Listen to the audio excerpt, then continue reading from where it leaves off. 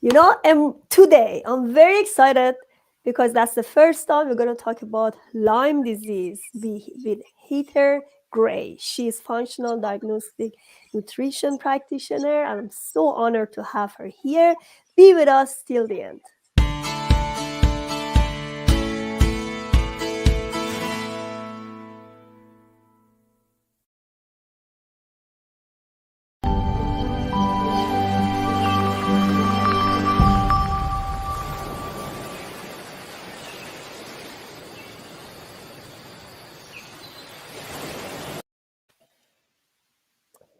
Hello, everyone. That's the first time we talk about Lyme, and I know everything in your body is kind of related.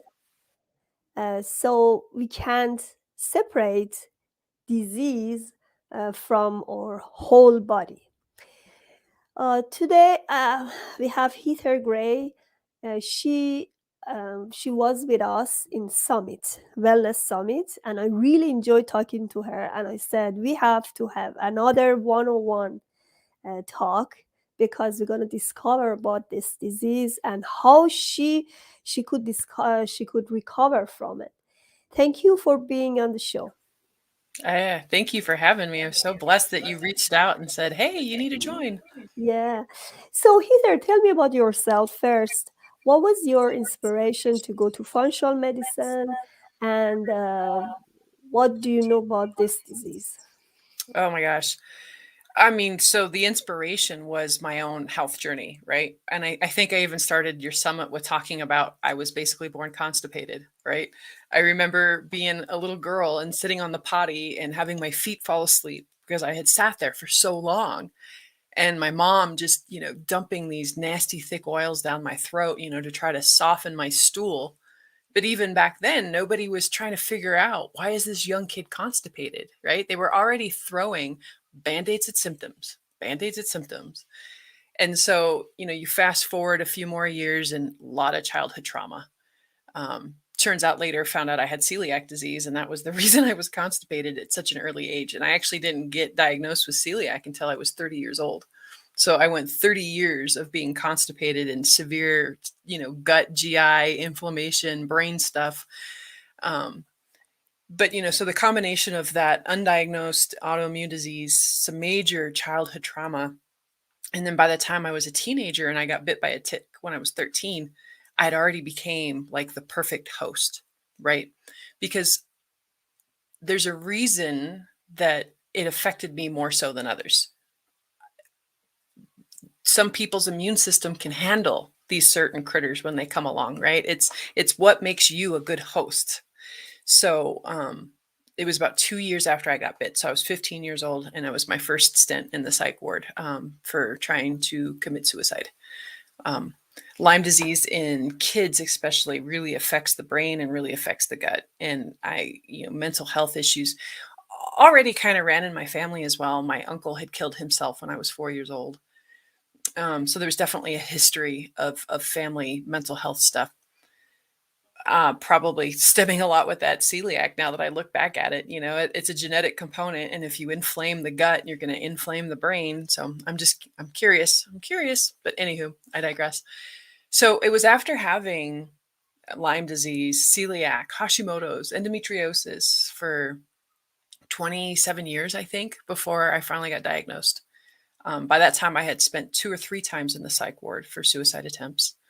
I was in like level between 7, 8 pain on a daily basis. Like everyday chores were so hard to do. I was exhausted all the time.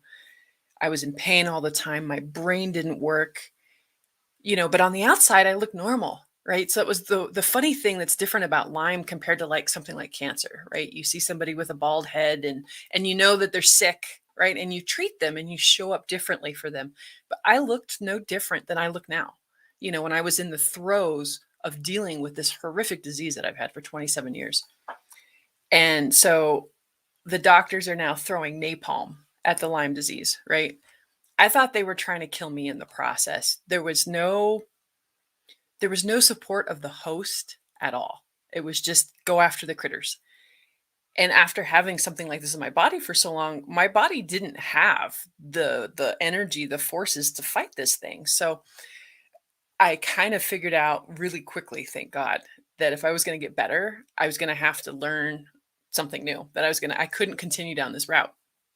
And lo and behold, I listened to Reed Davis on a podcast. So thank God for these type of podcasts, right? Putting out information so that people can see themselves in somebody else's story and go, "Oh my God, I can relate to that." Like, how many of you people watching today can relate to chronic constipation or chronic fatigue, brain fog, going to the doctor and saying, having your labs ran and having doctors say, "Well, your labs look fine," but you feel anything but fine, right? How many people have you experienced something like that?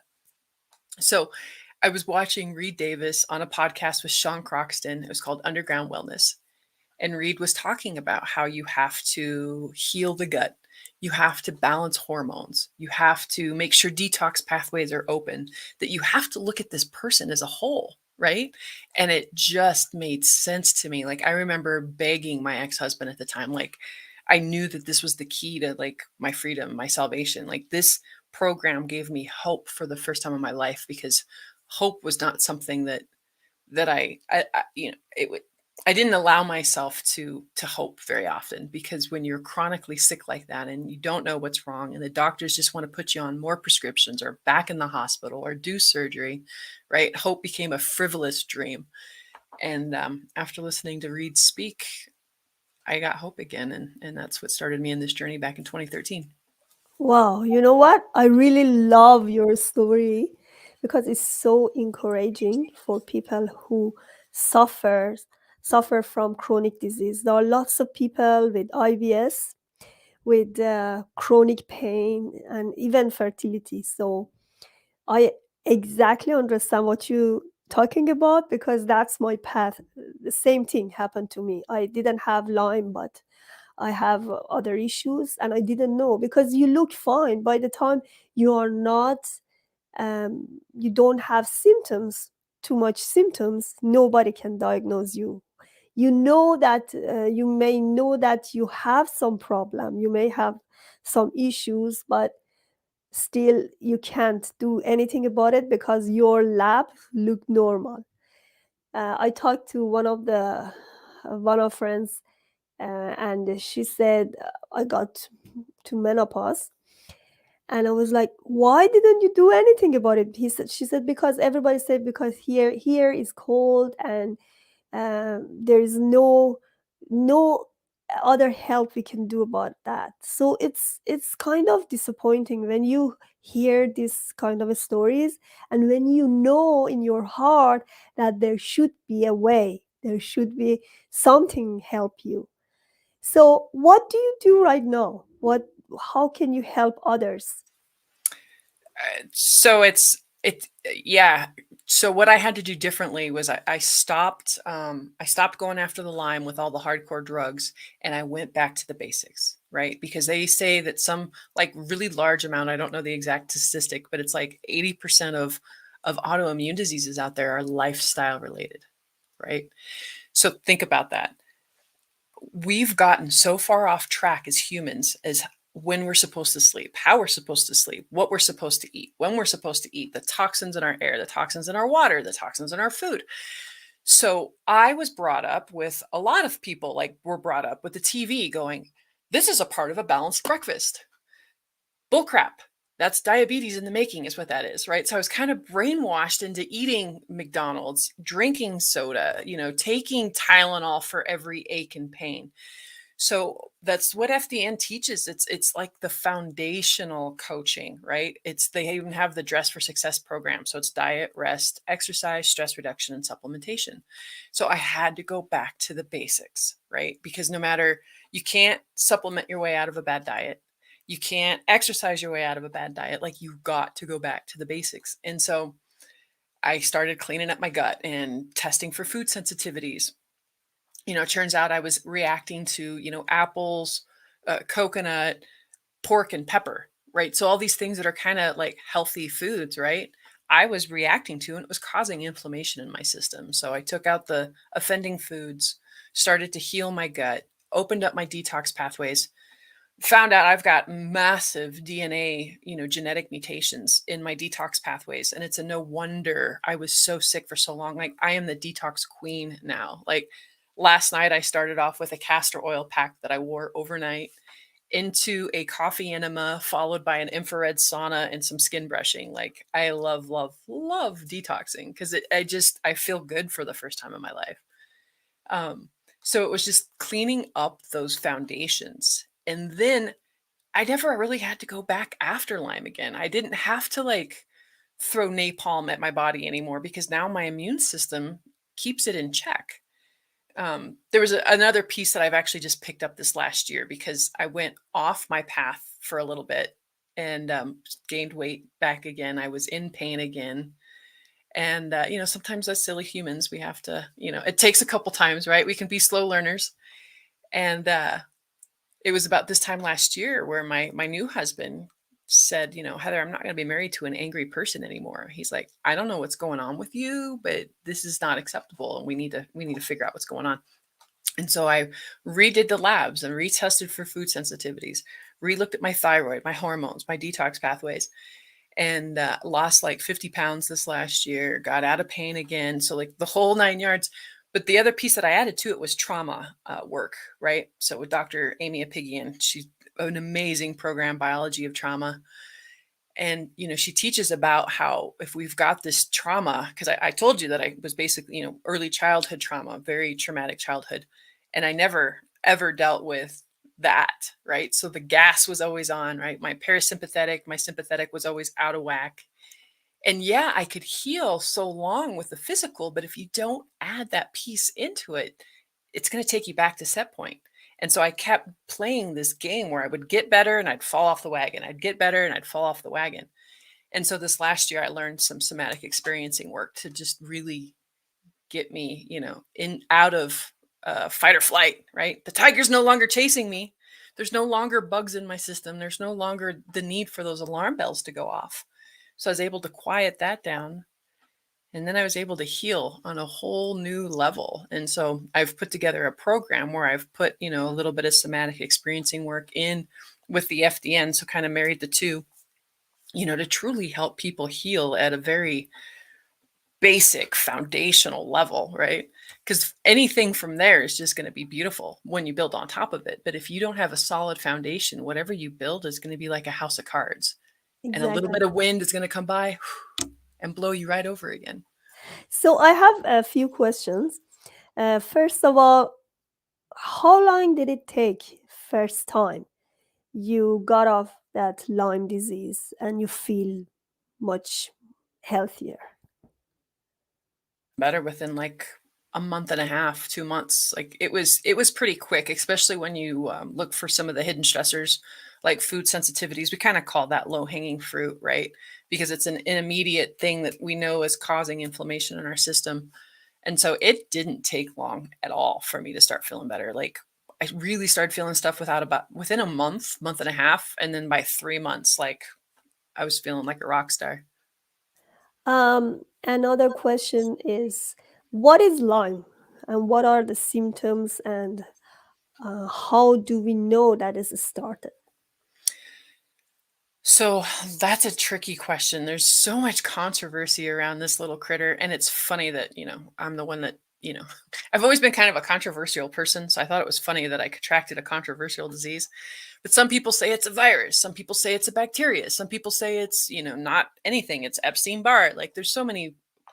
But from what I know, it's a spiral shaped bacteria. It's actually in the same family as syphilis. So another reason that it affects your brain. And because it is a spiral shape, it can actually affect any tissue, any organ, any system in the body and start to shut it down. They call it the great mimicker because it really does. I mean, it can look like so many things in so many different people, anything from fibromyalgia to chronic pain to MS. A lot of MS folks are actually misdiagnosed Lyme folks. Alzheimer's. I mean, the list goes on and on. But a lot of common symptoms are mental, emotional, depression, anxiety, chronic pain, joint pain, big time, gut stuff. And then the fun one that I dealt with for a long time, Lyme rage, and it's actually a real thing. Like my and I think it had a lot to do with that trauma too in my system. So where now I have actually a little bit of a buffer. People are like, just count to 10, just breathe, and I'm like, you don't understand. There's no buffer there. It's react. But there's actually a term for it. It's called Lyme rage, and so yeah. So if you're hot headed and moody, that might be another thing to look into. But yeah, it can look almost like anything and anybody. When you talked about this rage, a lot of people are angry. They get angry very soon, and they don't have control of their emotions, and they may get depressed very easily, and they go to doctors, even psychopathic doctors or even psychologists, and they get medicated, unfortunately, without knowing they may have some underlying issues. That's the purpose of this podcast, because we're going to talk about holistic system that we have, right? So it's interesting you talk about anger, because stress and cortisol, as you know, that's the main hormone, can regulate other hormones, can actually affect other hormones.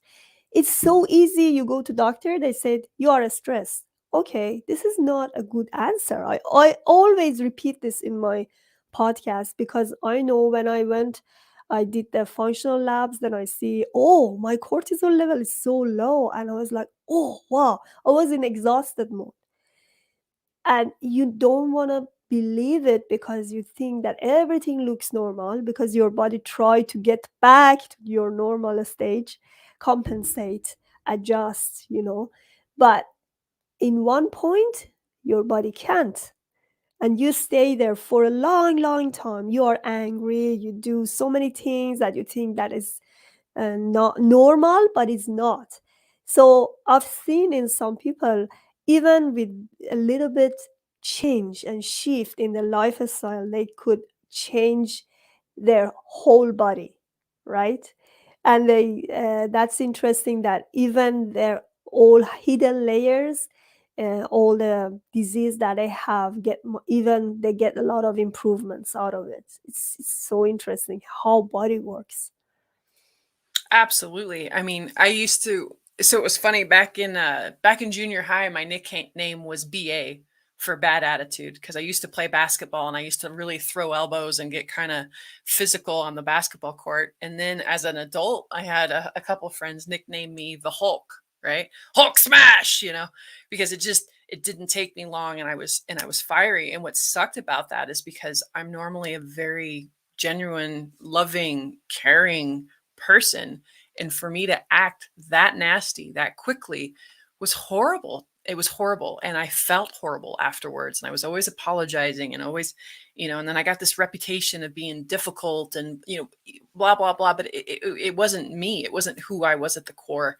And I felt like I never had any control over it. So, after lowering that inflammation, after doing Dr. Amy's work and after, working on my adrenals and supporting my thyroid, like I said, now for the first time in my life, I have a buffer to where if somebody cuts me off in traffic, I can actually choose to respond to where I didn't have a choice before.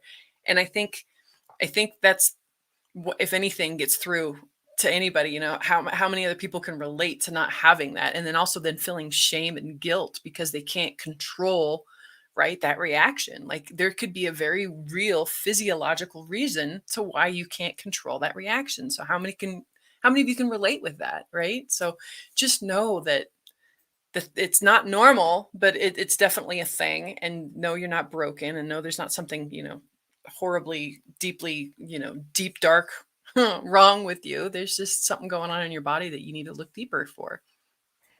Exactly. Um, as you said, we need to adjust our frequency.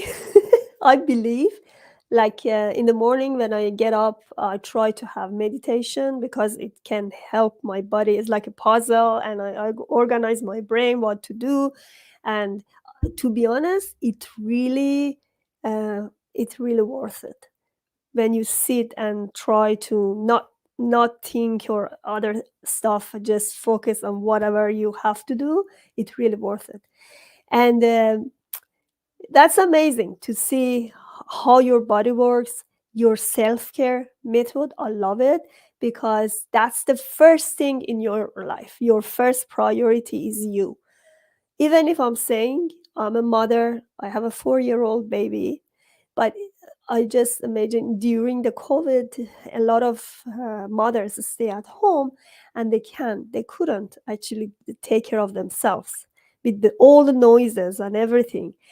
No, she's going to school. I have some free time. I try not, everything is so quiet and I just try to work and concentrate on what I want. That's the first thing. Like, prioritize you as the first thing in your life. Because nothing can regulate your sleep when your circadian rhythm is not working, is not, you don't have enough sleep, you can't exercise or you can have a good diet. This is going to mess up your body. So another interesting thing in your words I like is like, you think, okay, I get rid of this disease and it's not going to get back to me. Yes, it will. If you have trauma, if you have stress, you may get back to that again. So you have to try to constantly be mindful, constantly work on yourself, constantly care about your body and your emotions. Yeah, Absolutely. Think about it. We didn't get that way because we were, right? We usually got that way because we were the last one on our list to take care of, right? We're usually rushing through life, grabbing a bite here, just kind of doing the hustle, right? The day-to-day hustle. And it's so typical cliche, you got to put your own oxygen man on mask on first, and you can't pour from an empty cup. Like, they don't become cliches for no reason. Like, but they're rooted in truth. Like, and I had a client, and it broke my heart because she had some massive issues with Lyme and mold and pyrrole disorder, and all she wanted was another lab and more supplements, and another lab and more supplements. And I couldn't get her to slow down and do the somatic exercises that I taught in the program. And she just was like, no mindfulness thing is going to help me get over this. I need blah, blah, blah. And I'm like, no, trust me, I'm speaking from experience. I'm speaking from a lot of research, and all my clients, it's like, slow down. What did you do for you today? Right? Take that list and cut it in half. Like, and it's sad. I get the fear. I get that if we don't keep all these plates spinning in the air, that somehow something really bad's going to happen. But if you get real with yourself, when was the last time that happened? Right?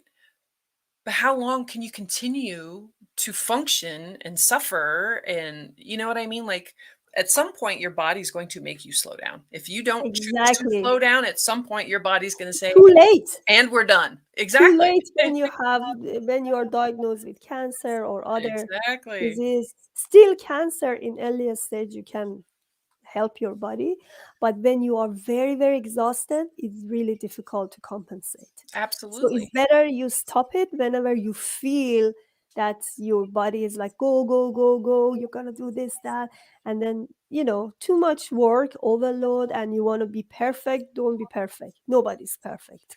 You just enjoy your life, right? Absolutely. I gave that Yeah, crap up a long time ago, and I love it. So now, like, if I'm pushing myself too hard, like, my brain fog is the first thing that kicks in. So it's almost like my brain, it shuts down. It's like I can't concentrate, I can't focus. It's like, nope, we're done. And I can try to push through that, and sometimes I do, and then I'm knocked out for like a day or two. But if I listen to it at that moment, and even just take like a 20-minute sunshine break, right? 20-minute get my feet on the ground and do some earthing break. It's amazing what that does. So funny, I was a smoker for 25 years. And actually that helped my stress level, one, because of smoker, but two, I would take the breaks, right? I would go outside and I would take a break, and I'm breathing differently. And I noticed all this stress when I quit smoking. I'm like, what's going on? It's like, oh, it's because I just kept pushing myself. I wouldn't take breaks. I wouldn't get outside. I wouldn't breathe properly. And so I now take sunshine breaks instead of cigarette breaks because I mean, every hour I got to get up away from my computer, walk outside for a minute, and just unplug. Oh, these are amazing. Like I know a lot of people, like a lot of smokers, they quit smoking, they get back to it again. And because there are always justification, they justify themselves. That's going to be for one time, and then it's not going to be one time because as soon as you introduce smoking to yourself, you like the joy of it, and then it's going to be continued. Yeah, we're going to talk about this in another podcast. I love talking about how we can quit the smoking, drugs, or that's going to be a very interesting topic as well. Absolutely. I can see you have a lot of websites. You have Facebook, Instagram. You also have a channel, which is great. Um, what do you do on your website? Let me see your website. It's called discoveringhealthfdn.com. Correct. A lot of great resources, a lot of great, I mean, a lot of videos, and then just a way to get a hold of me, you know, because right now I'm in the middle of a launch with my 90-day program, and so it's a good way to kind of click in and get a free consult and find out, you know, if any of this story resonated with you and you want to look deeper into your own health story, right? If you've been to doctors and they've told you that your labs look normal, but you feel anything but normal, right? I'd love for you just to hop on and click in there and get a free consult and, you know, let's chat. Thank you so much for being here. If you have any last word, can help angry people, please let me know. Don't shame yourself, right? Stop beating yourself up for being angry. At some point, that anger, 9 times out of 10, is covering up another emotion, right? So if you can actually sit with that anger, usually her name is sadness, right? So normally I found out that when my feelings got hurt for some reason, or I felt like there's some sort of injustice, that's what kind of sparked a lot of my anger. So get curious with anger. Don't shame and feel bad over your anger. Make friends with your anger. It's there for a reason. It's trying to tell you something. Thank you so much. I wish to have you more and more because I really enjoyed this talk. Me too. Thank you. Yeah, thanks. Please subscribe to Pantea Kalhor Transition channel and order my book, The Gap, in Amazon. Thank you for watching.